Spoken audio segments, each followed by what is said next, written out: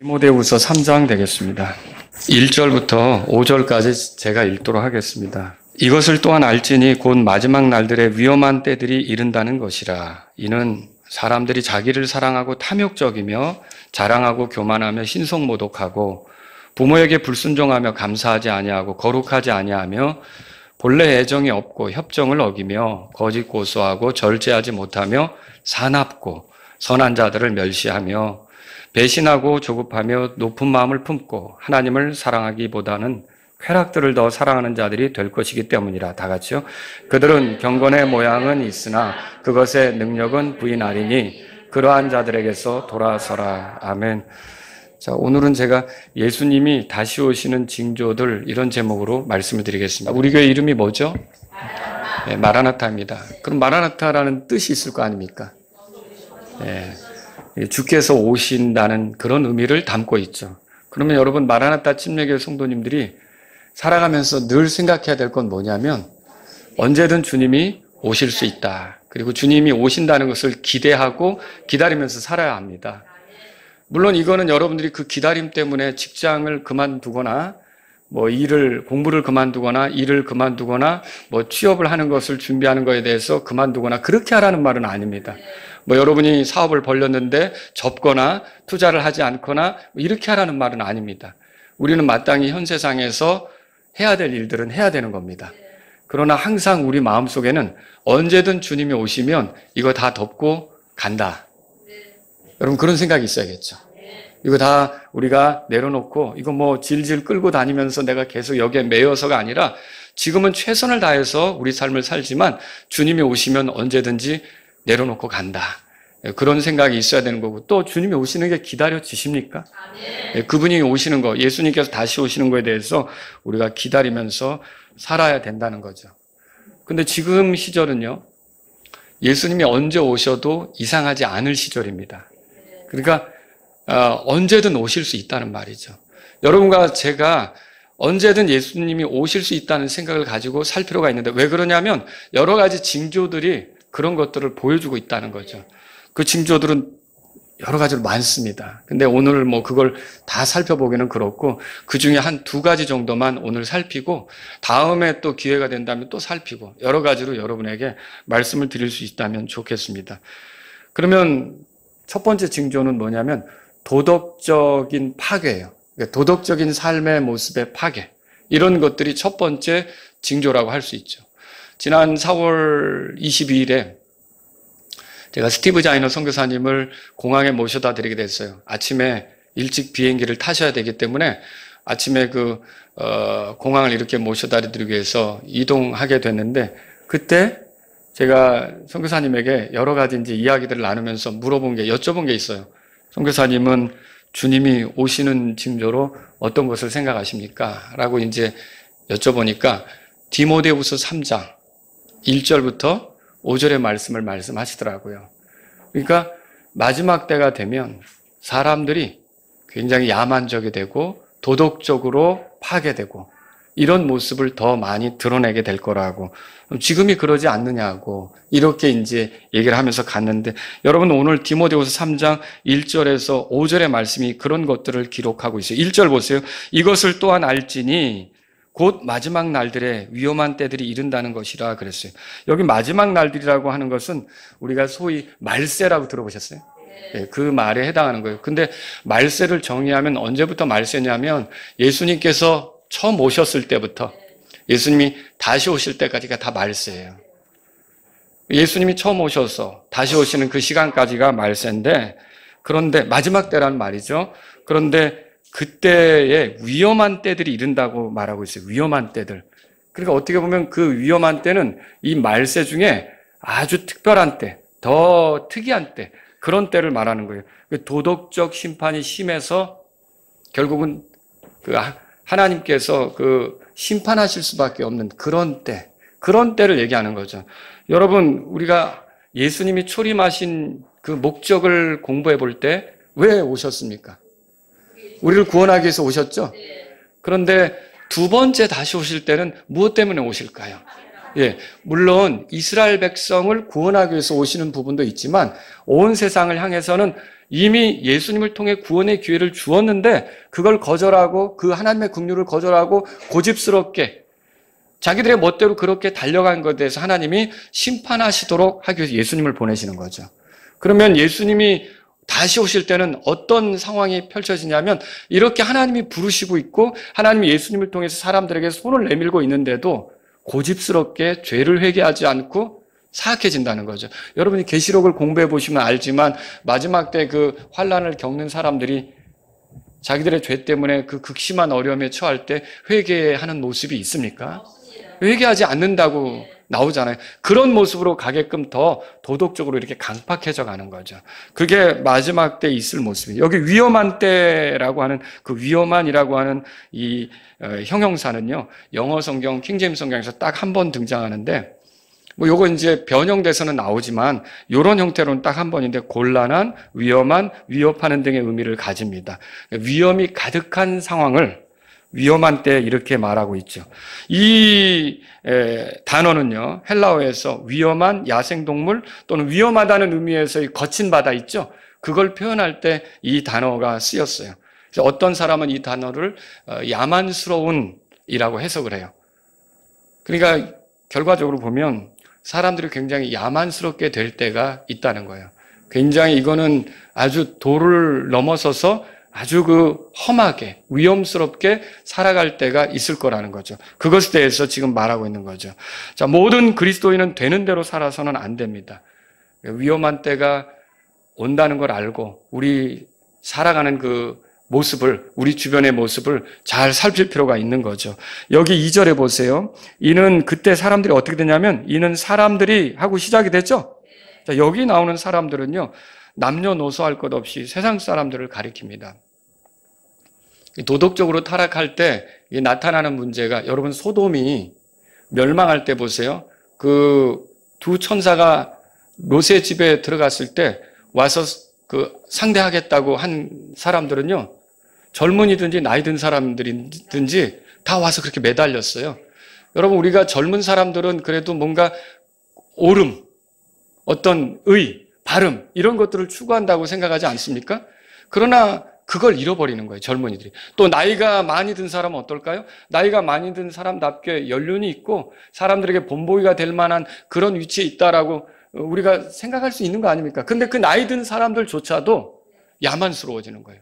어리석게 가는 거죠. 여기 사람들은 그렇게 남녀노소 할 것 없이 온 세상 사람들이 그래서 여러분이 최근에 듣는 뉴스들을 보면요. 촉법소년제도 아시잖아요. 그거 이용해서 아이들이 왜 그래요? 그 촉법 제도를 소년 제도를 둔 것은요. 이 아이들이 비록 범죄를 했지만 이 아이들이 앞길이 창창한데 이게 잘 궤도를 한다면 잘 도와준다면 이게 이렇게 어둡게 인생을 살지 않고 잘 살지 않을까?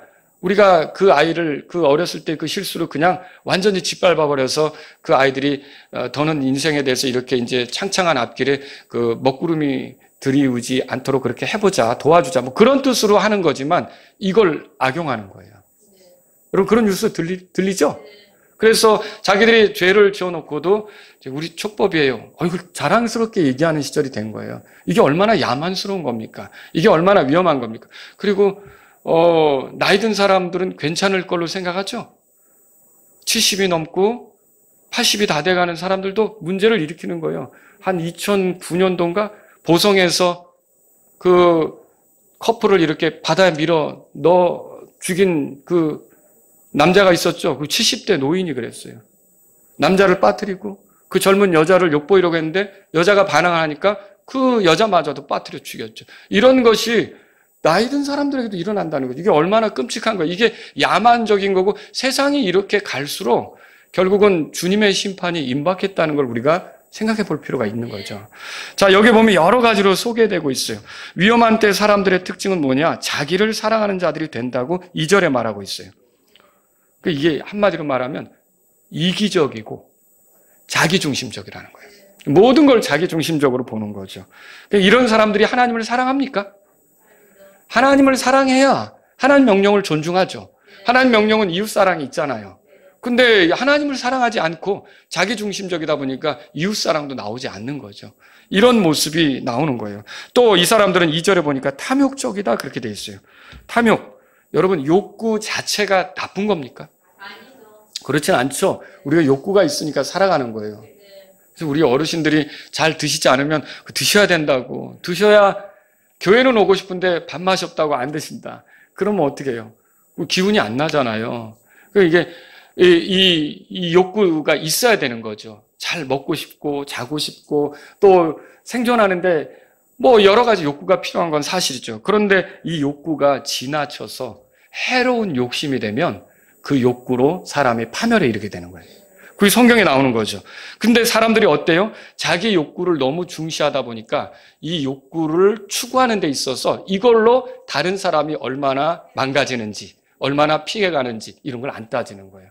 이게 정말 무서운 거죠. 돈과 명예와 욕구가 있을 거 아닙니까? 이성에 대한 욕구, 이런 것들을 쫓아다니면서 남의 가정이 파괴되든 말든, 그리고 그 가정의 자녀들이 어렵게 되든 말든, 이런 일들을 하면서 파멸에 이르는 사람들이 있다는 거죠. 이게 마지막 때 우리가 이 위험한 때들을 만나면 나타날 그 사람들의 모습이라는 거죠. 또 2절에 보니까 위험한 때 사람들은 자랑하는 자들이에요.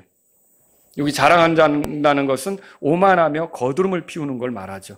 이 단어가 뜨내기라고 하는 그 의미를 가져요. 뭐냐면 동네방네 다니면서 뭔가 막 얘기를 해가지고 사람들에게 돈을 긁어 모으고 밤중에 피는 사람 있죠. 그게 바로 자랑하는 것에 또 해당하기도 해요. 열심히 얘기를 해놓고 결국은 뒤통수를 실컷 때리는 거죠. 이런 것들도 여기에 속하는 거고요. 또 2절에 보면 위험한 때 사람들은요, 교만합니다. 여기 교만이라고 하는 단어는 헬라어로서요, 후페레 파노스라 그래요. 근데 후페레 이 말은 위 그런 뜻이고 파노스는 보인다 이런 건데 이게 뭐냐면 높게 위로 보이려고. 이게 교만이죠. 그러니까 사람들에게 이렇게 높이 보이려고 애를 쓰는 거예요. 이런 것들. 그래서 이제 이 높게 보이려고 하는 게 본질적으로 사탄의 속성인 거 아시죠? 이사야서 14장 읽어보면 루시퍼가 나오는데 내가 내 자리를 그 하나님의 그 자리처럼 이렇게 높이려고 하는, 자기를 이렇게 높이려고 하는 그런 것들을 보게 된다는 거죠. 이런 것들이 마지막 때, 위험한 때 사람들에게 나타나는 현상이다. 이런 것들로 사람들이 이제 그 자기를 높이려고 하는 그런 식으로 살아가는 게 가득하게 되면 주님 오실 때가 다 됐구나. 여러분들은 그 험한 뉴스를 대할 때마다 주님이 오실 때가 다 됐구나. 그 생각을 하셔야 돼요. 여러분 또 여기 2절에 보면은 위험한 때 사람들은 신성 모독하는 자들이다. 그렇게 돼 있어요. 신성 모독하는 자들. 그러니까 하나님을 모독하는 거죠. 그리고 하나님뿐만 아니라 하나님께서 주신 것들도 모독해요. 하나님의 법도 모독해요. 또 하나님의 교회도 모독해요. 하나님의 복음도 모독해요. 하나님께 속한 사람들도 모독해요. 이런 것들이 다 신성 모독에 해당하는 것이다라고 하는 거죠. 그러니까 지금 여러분이 한국의 분위기를 어떻게 생각합니까? 우리나라의 분위기가, 제가 우리나라 역사를 조금 되돌아보면 6.25 전쟁 이후로 60년대, 70년대 어렵게 왔지 않습니까? 근데 제가 어릴 때만 해도 교회에 다니는 거 사람들이 굉장히 호감을 갖고 쫓아가려고도 하기도 하고, 실제로 제가 고등학교 때 제 반에서 60명이 한 반이었는데 저를 따라 교회 온 친구들이 되게 많이 있어요. 저까지 포함해서 9명이 같은 한 반에서 교회를 다녔으니까. 그러니까 교회를 데려가 달라고, 교회를 가보고 싶다고. 그런데 요즘의 분위기는 어떤가요? 교회에 대해서 호의적이라고 보이십니까? 굉장히 교회에 대해서 불편하게 생각하죠. 우리 세상에 무슨 암적인 모임같이 생각하는 거예요. 도려내야 될 모임같이 생각하는 거예요. 여러분 이게 지금 어떻게 보면 신성모독의 한 모습이에요. 하나님께서 세상에 주신 좋은 것들을 거추장스럽게 생각하는 거죠. 이런 것들이 위험한 때에 나타나는 거죠. 또 2절에 보면 부모에게 불순종한다 그렇게 돼 있어요. 여러분이 출가하게 되면 부모로부터 독립하는 건 맞아요. 저도 우리 자녀들을 키우지만 우리 자녀들이 독립하기 전까지는 독립운동 잘해라. 내가 이제 그렇긴 하지만 독립하기 전까지는 이제 어때요? 제가 이리저리 권위를 가지고 얘기를 하지만 출가하게 되면 어때요? 물어올 때 내가 이제 이렇게 하는 것이 옳다, 저렇게 하는 것이 옳다라고 얘기해 줄 수는 있겠죠. 근데 결혼하고 나서도 이래라 저래라 막 할 수는 없잖아요. 그렇죠? 근데 오늘날에는 그게 아니에요. 아직 부모의 권위 아래에 있는데도 부모에게 도전적이에요. 부모의 말을 잘 듣지 않아요. 심지어 어떤 아이들은 부모에게 맞았다고 경찰에 신고도 해요. 근데 여러분, 아동을 폭력으로 이렇게 대하는 것도 문제죠. 그죠? 부모가 권위가 있다고 해서 아이들을 아주 그냥 그 학대를 하면서 아이들이 그 마음의 상처를 갖도록 그렇게 때리는 것도 문제죠. 근데 반대로 이젠 부모가 훈계하는 것도 통하지 않고, 이제 부모가, 심지어는 어떤 부모는 너무 일찍 들어오라는 말을 안 들으니까 문을 걸어버리는 거예요. 문을 걸어버리고 밤이 늦은 시간에 그냥 못 들어오게 하니까 그것도 교육 방법이 좀 문제가 있다고는 생각하지만, 그러니까 또 경찰에 신고해서 문 닫아달라고. 이 세상이 지금 뒤죽박죽이 돼가고 있어요. 이게 굉장히 마지막 때, 그 위험한 때 아이들의 모습을 보면 이게 자녀로서 부모에게 순종하는 게 아니에요.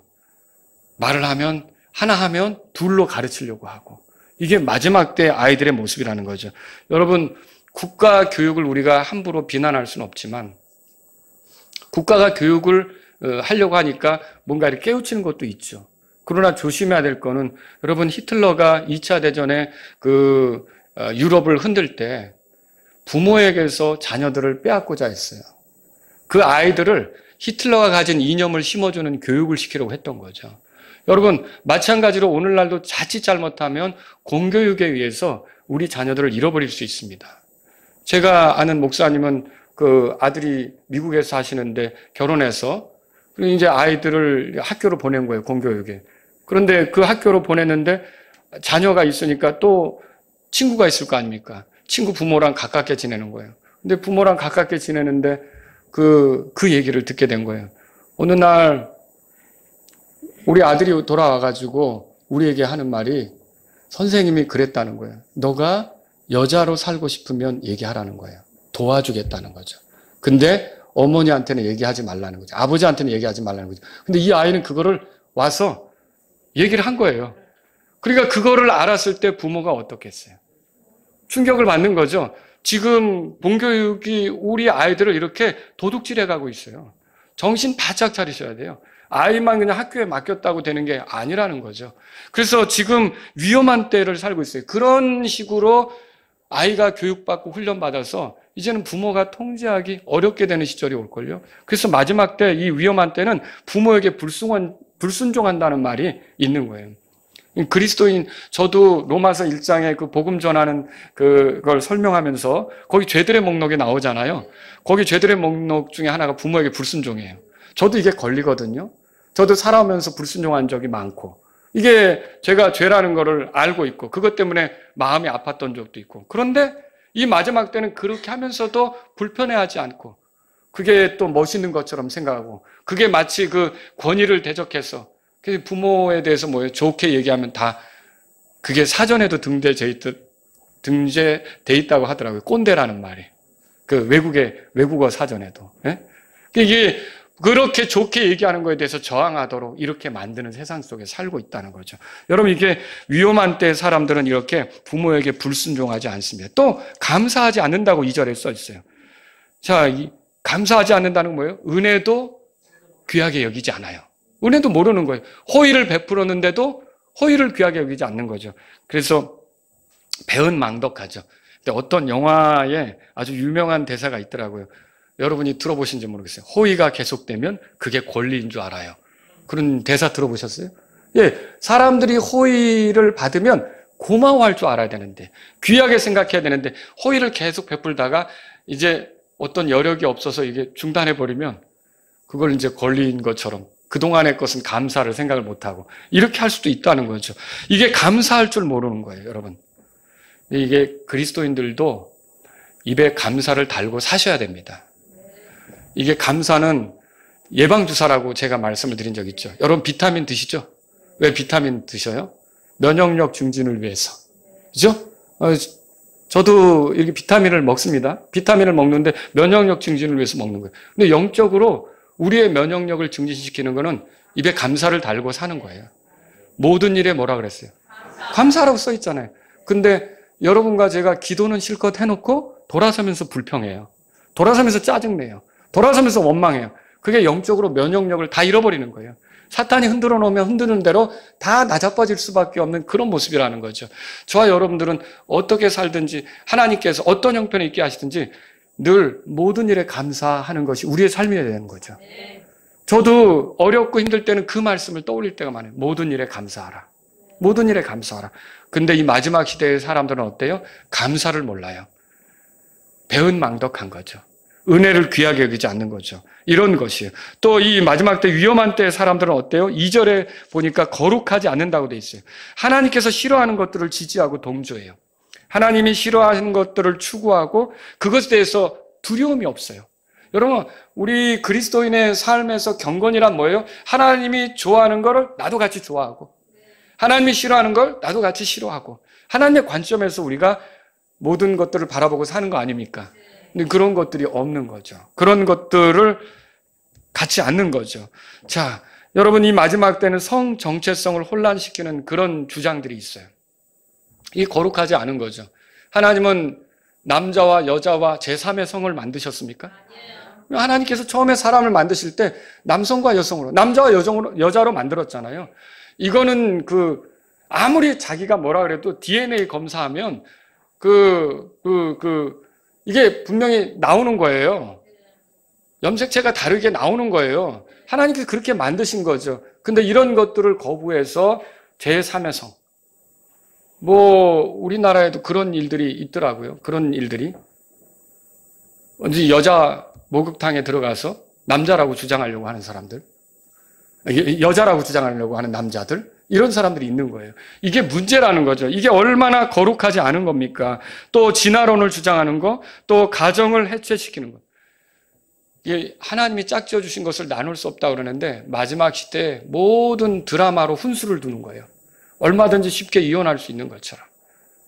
여러분, 이런 것들이 하나님께서 기뻐하지 않는 거란 말이죠. 또 위험한 때 사람들은 어때요? 3절에 보세요. 본래의 애정이 없다 그랬어요. 본래 애정. 본래 애정은 뭐예요? 남자가 여자를 사랑하는 거죠.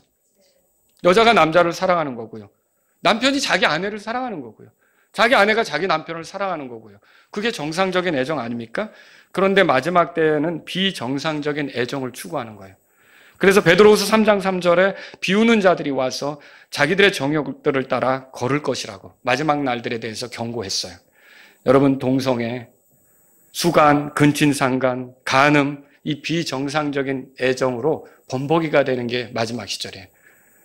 그리스도인들은 세상의 법이 어떻게 바뀌든지 순결하게 남편은 자기 아내를 사랑해야 하고 아내는 자기 남편을 사랑해야 하고. 여러분, 그거 믿으십니까? 근데 이게 교회 안에서도 이런 것들이 많이 틀어져요. 교회 안에서도 이런 것들이 많이 잘못돼 가고 있다고요. 여러분, 마지막 날들, 위험한 때 이런 일들이 일어난다고 성경이 말하고 있어요. 또 3절에 협정을 어기는 자들이 있어요. 너무 반항적이고 협상 테이블에 앉지 않고 남의 과실을 용서하지 않고 모든 사람과 불화한 상태로 남아 있으려고 하고. 그 어떤 해킹 단체는 그러죠. We do not forgive. We do not forget. 우리는 용서하지 않는다. 우리는 또 잊어버리지 않을 거다. 그런 마음으로 이게 협상 테이블에 앉지 않으려고 하는 거죠. 이런 사람들이 있어요. 협정을 또 어기고 약속을 어기고. 이런 게 마지막 시대 위험한 때의 사람들의 모습이에요. 또 3절에 보세요. 거기 보면 3절에 보면 거짓 고소한다고 돼 있어요. 찾으셨어요? 이게 거짓 고소하는 자를 헬라어로 뭐라 그러냐면 디아블로스를 그렇게 말했어요. 디아블로스. 여러분, 이게 마귀란 말이에요. 마귀. 그러니까 이게 마지막 때 사람들이 마귀처럼 뒤에서 헐뜯고 근거 없이 비난하고 공정치 않게 자기 입장에서 정죄하는 일이 늘어난다는 거예요. 이게 얼마나 무서운 일인지 몰라요. 상대편 진영에 선 사람을 제거하기 위해 진위 여부를 가리지 않고 거짓 비난을 쏟아부어요. 아니면 말고시게요. 근데 거짓으로 비난을 했는데 아닌 게 드러났잖아요. 그럼 적어도 양심이 있다면 어떻게 될까요? 사과를 해야죠. 내가 그렇게 했다는 걸 사과해야죠. 근데 사과하지 않아요. 여러분들 이런 시절이 되어가는 걸 볼 때 주님 오실 때가 다 됐구나. 그렇게 생각하셔야 돼요. 야, 이게 정말 위험한 때를 살고 있구나. 또 위험한 때 사람들은 어때요? 3절에 보니까 절제하지 못한다고 되어 있어요. 이 말은 다스리기 어렵다는 말이에요. 오늘 아침 주일학교 때 여러분 에스더 공부했죠? 유대인들이 위급한 상황에 터졌어요. 하만에서 다 죽게 됐어요. 왕에게 나가서 말을 해야 돼요. 나가자마자 막 떠듭니까? 우리 좀 살려달라고 매달립니까? 그 마음에 얼마나 그게 절박하겠어요. 금식도 했는데. 얼마나 간절하겠어요. 그런데 어때요? 적절한 기회를 보죠. 얼마나 절제합니까, 여러분? 우리는 어때요? 그런데 여기서 막 분이 나고 속상하면 그대로 다 터뜨리죠. 무절제하게 이렇게 나가는 거죠. 속상하면 속상한 대로. 여러분, 내 감정을 있는 그대로 쏟아내면서 흥분하는 거. 이게 마지막 때, 이 위험한 때 사람들의 모습이 되는 거죠. 이런 것들이 계속 차고 넘치면 아, 주님 오실 때가 다 됐구나. 여러분 그렇게 생각해야 돼요. 또 3절에 보면 사납다고 돼 있어요. 사납다. 짐승 같아서 길들여지지 않는 거죠. 사이코패스, 소시오패스, 연쇄살인범. 여러분 들어봤죠? 길들여지지 않는 비정상적인 사람들이 늘어나는 거예요. 뭐 돌려차기로 자기와 관계없는 여자를 쓰러뜨려 놓고 나가면 보복하겠다고. 누가 누구를 보복해야 되는 건지. 하나님의 보복이 두렵지 않은 세상이죠. 여러분, 이게 지금 이 마지막 시절의 모습이에요. 20대가 경비실에 가서 아파트 단지 내 과속 경고 안내 방송을 해달라고 그랬는데 그게 이제 경비원이 하는 게 아니고 관리실에서 그거를 방송을 할 거 아닙니까? 그리고 관리실에 가서 그거를 부탁하라고 했더니 올라가서 흉기 가지고 와서 70대 노인을 흉악하게. 그래서 왜 그랬냐? 화가 나서 그랬다는 거예요. 앞뒤를 따져보지 않는 거예요. 이게 내가 하는 게 옳은 건지, 내가 화가 나면 그냥 폭발해버리는 거죠. 이게 사나운 거예요. 지금 이게 마지막 시대의 모습이 이렇다는 거죠. 이 위험한 때 사람들의 모습이 이렇다는 거죠. 또 여러분 보세요. 3절에 보니까 위험한 때 사람들은 선한 자들을 멸시해요. 지금 여러분 착하게 살고 선하게 살면 어떻게 승리할 걸로 보입니까? 편법을 쓰는 사람들이 오히려 잘 이리저리 비집고 나가는 것처럼 보이죠. 여러분 선한 사람이 당하는 세상으로 보여요. 바보로 몰리는 세상이고요. 드라마나 영화도 그래요. 선하게 사는 사람, 옛날엔 권선징악이 주제였어요. 또 악하게 살면 벌 받는다. 선하게 살면 그래도 나중에 뭔가 보응을 받는다. 좋은 보응. 근데 요즘엔 그런 것도 사라져버려요. 누가 악한 건지, 악한 사람도 뭐 잘 되는 것 같고, 이런 식으로 모든 것들이 가르쳐주죠. 정치 세계에서도 그렇습니다. 그런 세상이 임하면 위험한 때라는 걸 알아야 되는 거죠. 또 여러분 위험한 때 사람들은요. 4절에 보니까 배신하는 자들이에요. 여기에 배신하는 자들에는 가룟 유다를 표현할 때 썼던 단어가 여기 써 있어요. 사사로운 이 만족을 위해서라면 다른 사람과의 관계를 가볍게 여기는 거, 이걸 얘기하는 거죠. 그런 사람들이 많아지면 위험한 때라는 거예요. 배신을 너무 밥 먹듯이 한다. 그런 세상이 오면 여러분들이 주님 오실 때가 다 됐구나라고 생각을 하셔야 되죠. 또 4절에 보세요. 조급하다고 돼 있어요. 조급하다. 한글 킹제임스 성경에서는 분별이 없다라고 번역했고 표준역에서는 자제력이 없다라고 번역했고 흠정역에서는 고집이 세다라고 번역했어요. 이게 조급하다. 말과 행동에 있어서 생각이 없고 경솔하고 걸핏하면 화를 내는 거예요. 내가 이 말을 했을 때 미치는 파장, 내가 이런 행동을 했을 때 미치는 그런 어떤 파장, 이런 것들을 조금도 생각하지 않는 거예요. 그냥 나오는 대로 뱉어요. 이게 마지막 위험한 때 사람들의 모습이 되는 거죠. 그리스도인은 그러면 안 되잖아요. 여러분과 제가 하나님을 신뢰하는 표현은 뭐가 있어요? 우리가 간증도 하나님을 신뢰하는 거고요. 그렇죠? 또 우리가 기도하는 거잖아요. 그렇죠? 그리고 또 찬송, 이걸로 하나님을 높이는 거잖아요. 우리가 믿음을 표현하는 방법은 뭘까요? 하나님 앞에 노래하고 기도하고 이런 걸로 믿음을 표현해요. 여러분 그리스도인의 삶에서 정말 중요한 게 믿음을 드러내는 거거든요. 근데 이 믿음을 드러내는 데 있어서 말로도 믿음을 드러내는 거예요. 이제 이스라엘 백성이 광야 생활하면서 드러내지 못한 게 그거거든요. 출애굽은 했어요. 출애굽은 했다고요. 그러니까 하나님이 홍해를 건너게 했죠. 유월절도 경험하게 했고요. 이집트의 속박에서 벗어났잖아요. 파라오가 주무를 수 있어요? 자유롭게 됐죠. 그런데 그런 삶에도 살아가면서 부족한 게 나타나죠. 물이 없는 것, 고기가 없는 것, 그런 게 나타나잖아요. 그때마다 이 사람들은 어떻게 하죠? 불평과 불만을 쏟아내는 거예요. 이게 믿음 아니라는 거죠. 이런 식의 삶을 사는 거예요. 그러니까 너무 이 하나님 앞에서 생각을 하지 않고 말을 하는 거예요. 이게 조급함의 모습이라는 거죠. 여러분 이런 것들이 가득해지면 결국 주님 오실 때가 다 되었다고 생각하셔야 돼요. 또 4절에 보면 높은 마음을 품는다 그렇게 말하고 있어요. 자만하고 우쭐대고 다른 이들을 우습게 알며 존중하지 않는 걸 얘기하죠. 또 거기 4절에 위험한 때 사람들은 하나님을 사랑하지 않는다 그렇게 돼 있어요. 하나님 먼저가 아니고 사람이 먼저예요.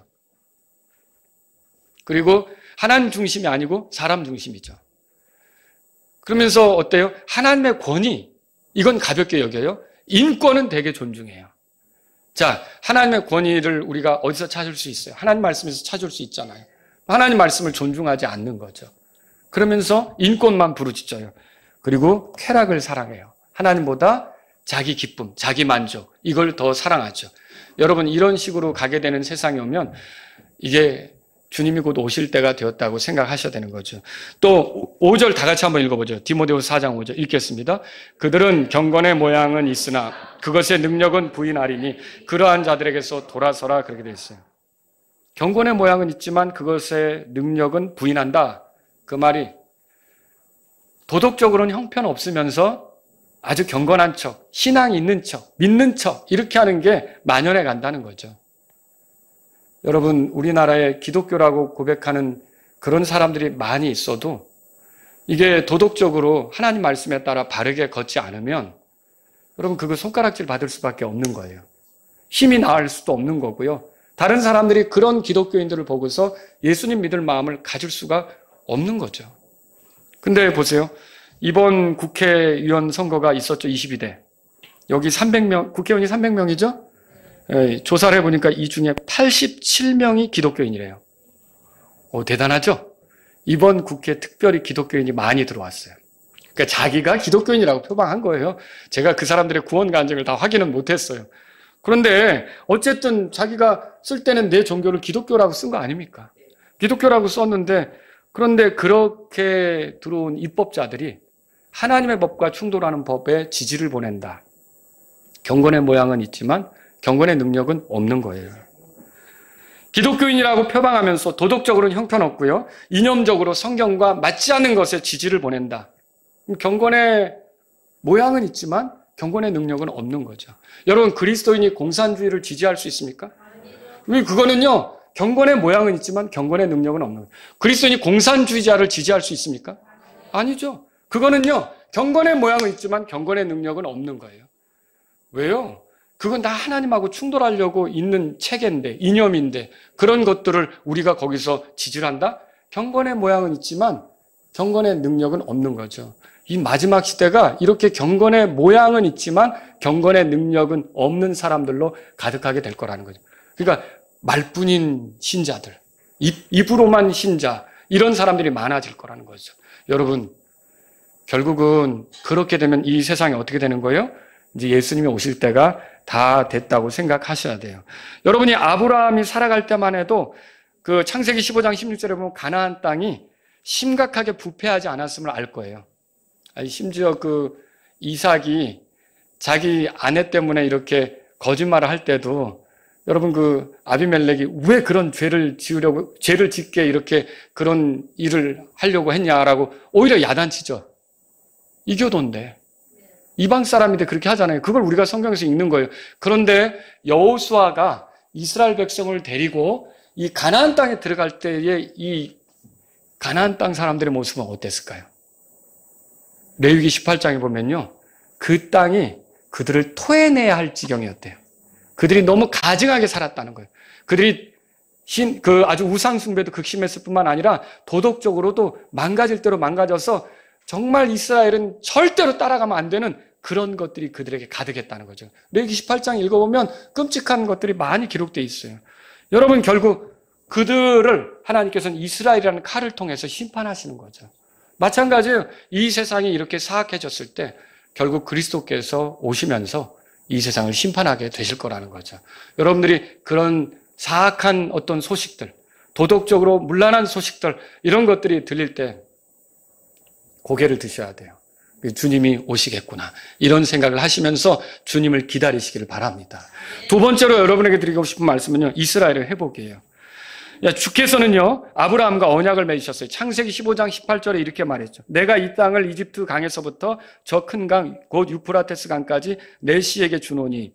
내 씨에게 요 가나안 땅 그리고 또 유프라테스까지 이렇게 너희에게 준다 이렇게 했는데 내시에게, 여기 내시는 뭐예요? 아브라함의 후손들이죠.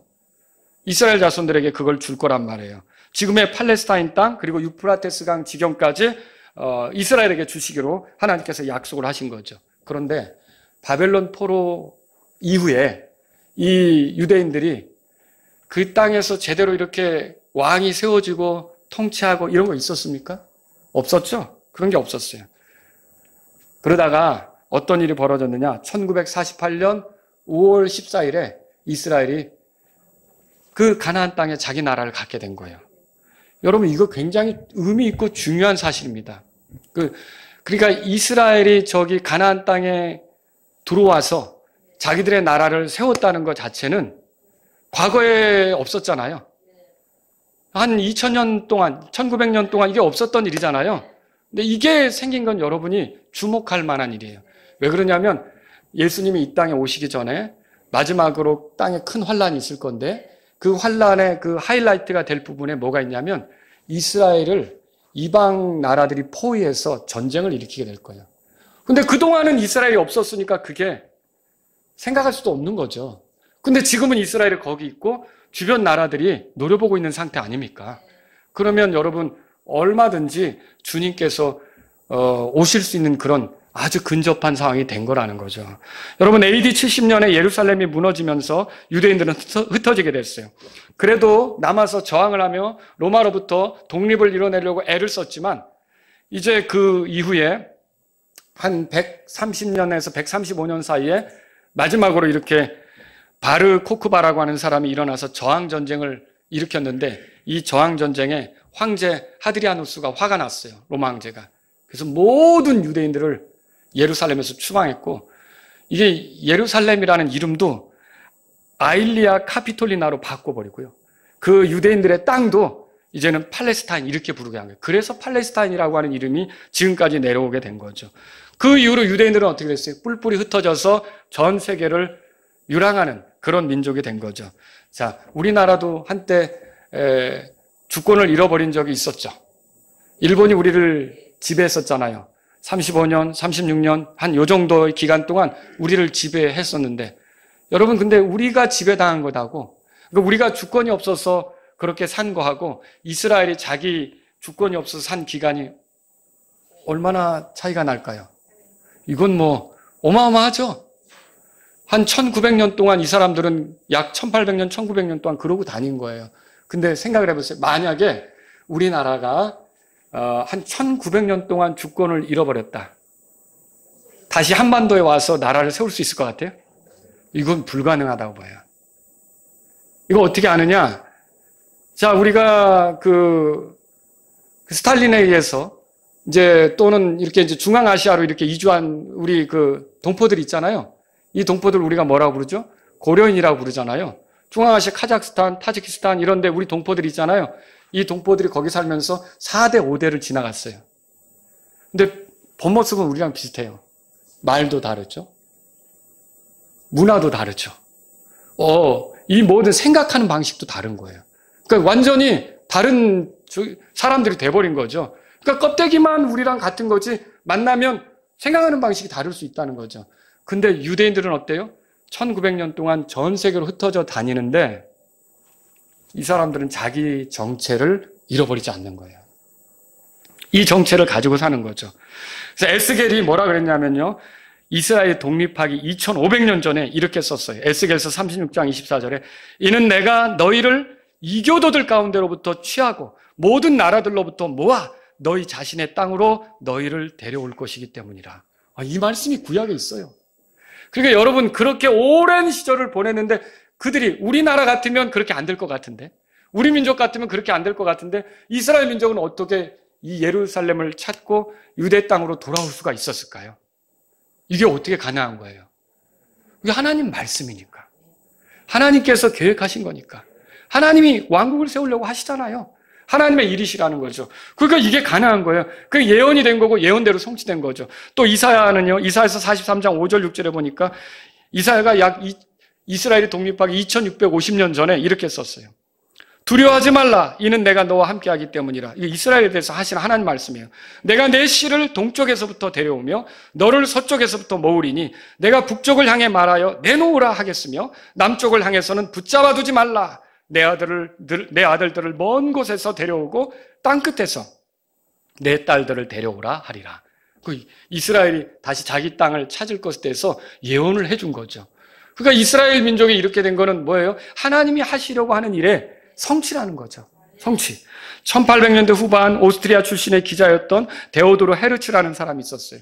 이 사람이 프랑스에서 근무하면서 프랑스에서 기자 생활을 하는데 프랑스에 있던 유대인들이 나는 나면서부터 프랑스 사람이고 내 아버지도 프랑스 사람이고 그렇게 주장하면서 프랑스 군인이고 프랑스에서 일한 장교고 이런데 어떤 위급한 상황을 당했을 때 유대인이라는 이유로 핍박을 받는 거, 아주 곤혹스럽게 대우받는 것을 보고서는 이 사람이 이제 유대인 국가라는 책을 쓰게 되었고 1897년에 우리가 아무리 적응을 하면서 살려고 해도 우리가 살 곳은 저 시온, 다윗이 확보했던 그 땅, 그 유대 땅, 그 가나안 땅밖에 우리가 살 곳이 없는 것 같다. 어디를 떠돌아다녀도 우리는 다 찬밥덩이다.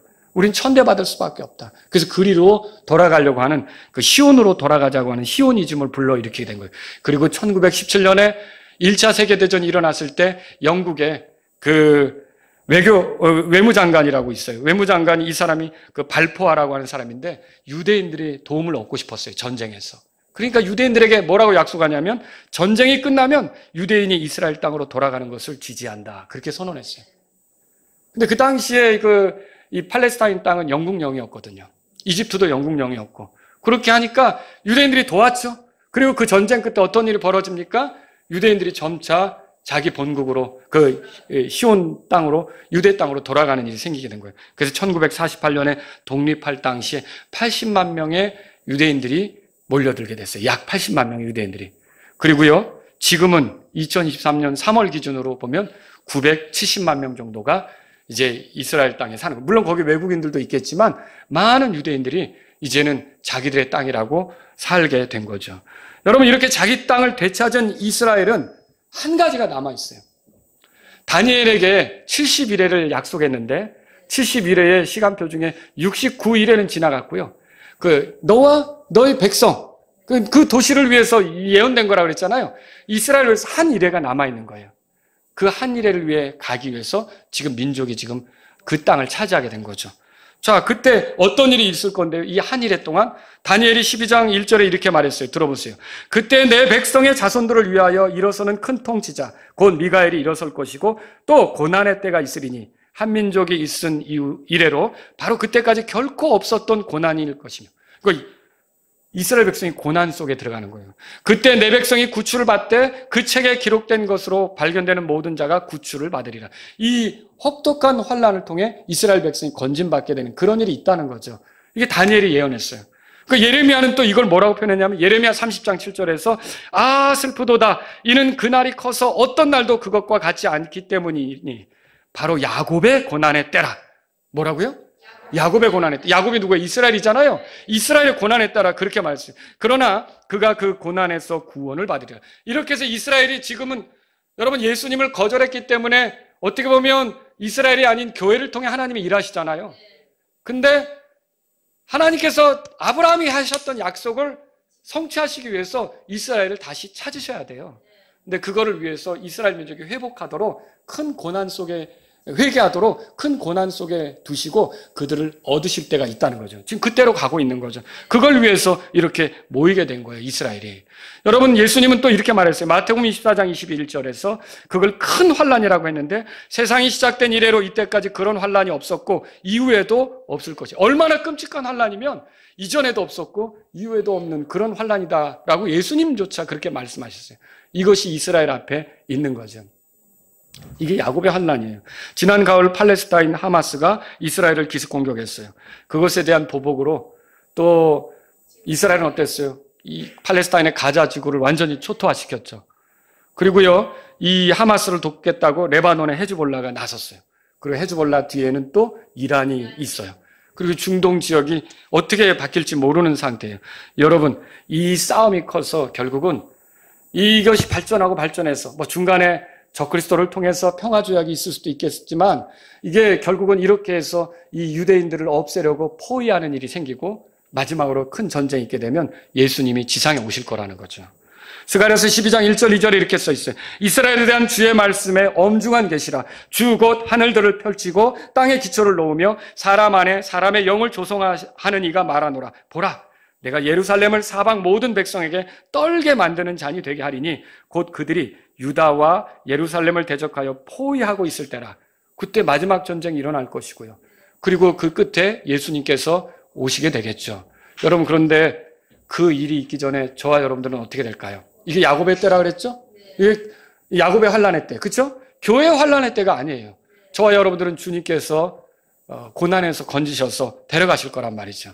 여러분, 그래서 세상이 도덕적으로 악해져 갈 때, 그런 뉴스들을 들을 때 여러분은 이런저런 이야기보다 주님이 오실 때가 다 됐다는 것과 주님에 대한 기다림을 표현하시기 바랍니다. 여러분, 노아 홍수 전 땅이 폭력으로 가득했습니다. 소돔이 무너지기 전 그들은 주 앞에 극심한 죄인들이었습니다. 가나안 땅 사람들이 이스라엘에 멸망당하기 전 그 땅이 그 거주민들을 토해낼 정도로 가증하게 살았습니다. 이런 시절이 오면 여러분이 세상이 도덕적으로 이렇게 부패하고 이렇게 하나님 앞에 엉망으로 걸어가게 되면 주님 오실 때가 다 됐다는 생각하셔야 돼요. 지금 우리 시절이 그런 시절 아닙니까? 우리 시절이 그런 것 같아요. 또 이스라엘이 자기 땅으로 돌아온 것을 볼 때 그들이 이제 곧 포위될 수 있는 환경이라는 걸 여러분이 알 필요가 있어요. 그리고 그런 모습은 큰 환란 중에 있을 것이고 큰 환란 전에 저와 여러분들은 주님이 데려가시겠죠. 데살로니가전서 1장 펴보세요. 데살로니가전서 1장 10절입니다. 다 같이 읽습니다. 또 그분께서 죽은 자들로부터 일으켜 세우신 그분의 아들께서, 여러분, 예수님 왜 죽었어요? 우리 죄 때문에 죽었죠? 그리고 부활하셨죠?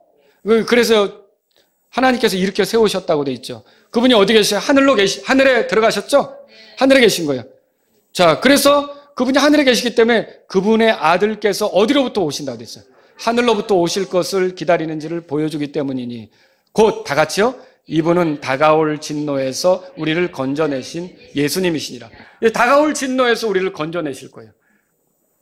죄인들이 들어가는 지옥이 아니고 이게 준비된 다가오는 진노에서 우리를, 역사 속에 있는 진노에서 우리를 건져내실 거라는 거죠. 그렇다면 여러분, 이런 이스라엘이 포위당할 준비가 됐고 포위당해 있고요. 그리고 언제든 이런 일이 일어날 상황이라면 예수님이 우리를 취하러 언제든 오실 수 있는 거죠. 여러분, 그런 상황을 살고 있는 거예요. 달라스 제1침략에서 오랫동안 심우했던 크리스웰 목사라는 분이 있어요. 이분이 이런 얘기를 들려줬어요. 들어보세요.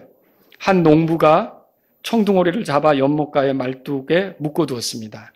그리고 집오리들과 이렇게 지내게 했습니다. 청둥오리는 여름 내내 만족해 보였습니다. 풍부한 먹이와 더불어 집오리들과 어울리며 그 지역을 넘어 어디로 가고자 하는 어떤 욕구도 보이지 않았습니다. 그러다가 가을이 되었고 야생오리들, 청둥오리들이죠. 루지애나 남쪽의 습지대로 이주하기 시작했습니다. 그들이 농부의 연못 위로 날아가며 소리를 칠 때 집오리들은 전혀 관심을 보이지 않았습니다. 그들은 습지대로 날아가는데 조금도 흥미가 없었습니다. 그 연못은 그들의 집이었기 때문입니다. 그러나 청둥오리는 달랐습니다.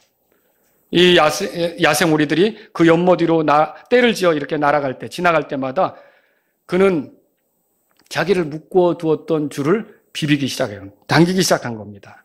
그리고 마침내 이 오리는 줄을 끊고 날아올라 그 모리와 함께 날아가 버렸습니다. 자기가 갈 곳을 안 거죠. 여러분, 우리는 이 세상에 살고 있지만 집오리와 같이 이 땅이 전부인 것처럼 사는 사람들하고 다릅니다. 주님께서 오시면 우리는 날아가야 합니다. 여러분, 그때를 기다리고 있습니까? 그러니까 세상이 악하다고 할 때 여러분이 낙심하고 절망할 것이 아니라 주님 곧 오신다는 생각, 그리고 또 이스라엘이 이렇게 지금 전쟁을 벌이고 있고 주변 왕국, 주변 나라들과 불편한 속에서 자꾸 몰리고 있는 것을 여러분이 볼 때 주님이 오실 때가 다 되었다는 생각을 가지고 주님을 기다리시기 바랍니다. 구원받지 못한 사람은 늦기 전에 구원받아야 될 것이고, 여러분은 주님이 오시기 전에 누군가에게 이게 예수님의 오심이 저주가 되지 않도록 부지런히 복음을 전해야겠고, 여러분 주님을 기다리는 저와 여러분들이 되기를 바랍니다. 다 같이 일어서시겠습니다. 오늘 이 말씀을 들으신 여러분 가운데 이렇게 주님의 오심이 다가왔는데 주여 제가 깨어있기를 바랍니다. 정신을 차리기를 바랍니다. 오시는 주님을 부끄럽게 대면하지 않기를 바랍니다. 주님을 준비하고 있다가 영광스럽게 되기를 원합니다. 이런 분이 있다면 이 시간 주님 앞에 나아가십시오. 주님, 저는 이렇게 주님을 만날 준비가 되어 있지만 내 주변에 아직도 주님을 만날 준비가 되어 있지 않은 사람들이 있습니다. 그들에게 제가 다가가서 주님의 오심이 저주가 되지 않도록 복음을 전하기를 원합니다. 주님, 저를 인도해 주십시오. 이런 분이 있다면 이 시간 주님 앞에 나아가십시오. 여러분이 세상의 사악함에 흥분하고 불평하고 원망할 것이 아니라 여러분들이 한 사람이라도 주께로 돌아오도록 더 복음을 전하는 데 신실해야 될 것이며, 여러분들이 이스라엘의 역사를 보면서 어떻게 잘 알지 못하는 사람들처럼 이렇게 평을 하는 것이 아니라 이제 주님이 오실 때가 다 되었다는 생각으로 주님을 사모하시며 기다리시는 여러분들과 제가 되기를 바랍니다. 오늘 이 시간 주님을 기다리는 마음으로 나아가실 분들은 주님 앞에 나아가십시오.